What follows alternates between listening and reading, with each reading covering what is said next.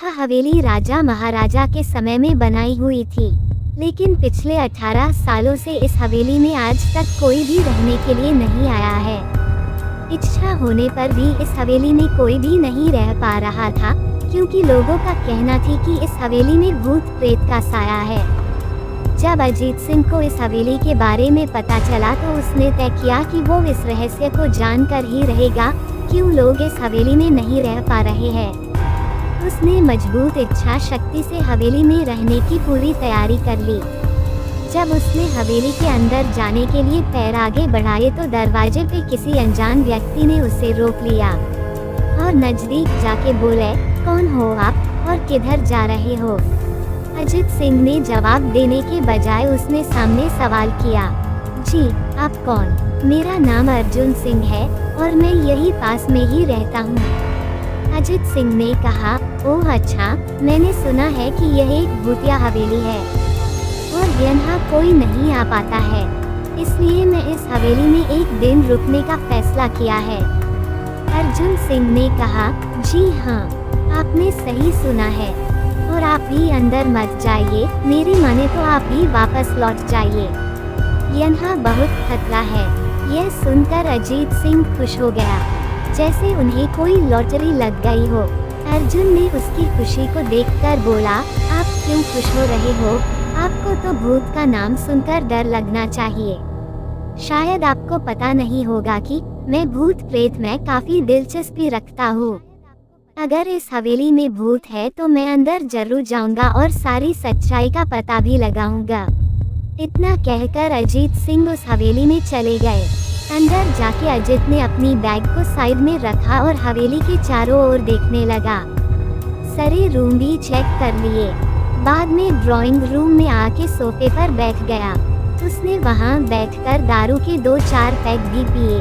वहीं अचानक उस रूम में लाइट का एक बल्ब चालू बंद होने लगी, लेकिन अजीत ने उस पर ध्यान नहीं दिया। थोड़ी देर बाद दूसरा बल्ब चालू बंद होने लगा, फिर तो हवेली की सारी लाइट चालू बंद होने लगी। यह सब देखकर अजीत अपनी जगह पे खड़ा हो गया और संपूर्ण सावचेत हो गया। अचानक उसके सामने एक छोटा टेबल हवा में उड़ने लगा। करीबन 6 फुट हवा में ऊपर जाके गोल गोल घूमने लगा और बाद में अजीत की ओर तेजी से आने लगा। अजीत ने तुरंत ही अपनी जगह बदल दी और दूसरी ओर चला गया और वो टेबल वहीं जाके गिरा जहाँ अजीत खड़ा था। अजीत कुछ समझ पाता उतने में सोफे की शीट उसकी ओर आने लगी। वो जल्द खड़ा हो गया और छलांग लगा कि दूसरी ओर कूद गया, जिसके कारण सोफा दीवार को टकराया और अजीत बच गया। अचानक सब कुछ शांत हो गया।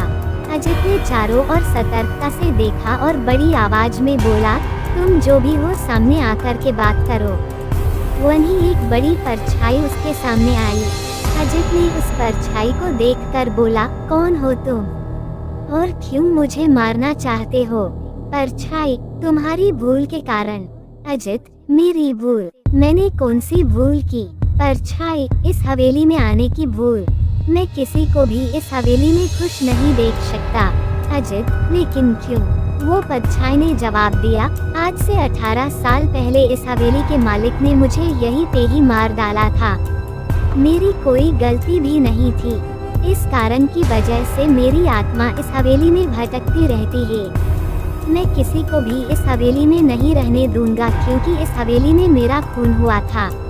इस हवेली में जो भी रहने के लिए आएगा उसकी मौत होगी। अजीत ने कहा, मैं तुम्हें अपने असली रूप में देखना चाहता हूँ। तुम्हें मारने से पहले मैं तेरी यह इच्छा अवश्य पूरी करूँगा। और उस परछाई ने एक भयानक दरमियाना रूप ले लिया। उसका चेहरा इतना भयानक था कि अजीत भी एक क्षण के लिए डर गया था, लेकिन दूसरी ही क्षण में उसने अपने आप पर काबू पा लिया। बाद में इसने अपनी जेब में से सफेद पाउडर निकाला और उस भूत के पर फेंक दिया। भूत के पर पाउडर पड़ते ही वो जलने लग गया। बड़ी बड़ी ज्वाला ही उठने लगी। वो बहुत जोर जोर से चिल्लाने लगा और बाद में पूरी तरह से जल गया। उसके बाद अजीत ने चैन से सांस लिया और वहीं पर सो गया। दूसरे दिन सुबह जब अजीत को सही सलामत हवेली से बाहर आते देख अर्जुन को आश्चर्य हुआ। अर्जुन ने अजित से पूछा, तुम कैसे जिंदा हो? जब अजीत ने अर्जुन को कल रात को घटी घटना को पूरी तरह से बताया और बोला अब यह हवेली भूतिया हवेली नहीं रही। दोस्तों, आपको यह कहानी राजस्थान के कोटा की भूतिया हवेली कैसी लगी, प्लीज हमें कमेंट करके जरूर बताएं। चैनल को सब्सक्राइब करें।